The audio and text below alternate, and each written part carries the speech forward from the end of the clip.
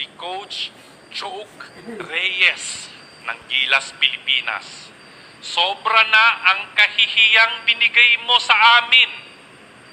Tinatawag na ng taong bayan, buong basketball community ng buong Pilipinas ang iyong pagbaba sa pwesto. Sobrang kapal na ng pagmumukha natin. Mag-resign na po tayo. Sinasayang mo ang talento ng mga player mo.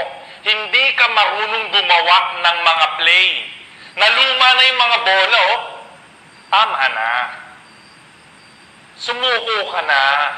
Nakakahiya na sa buong Pilipinas, oh. Ang sakit sabihin, pero hindi ka marunong mag-coach. Lumipat ka sa volleyball. Doon, baka manalo tayo.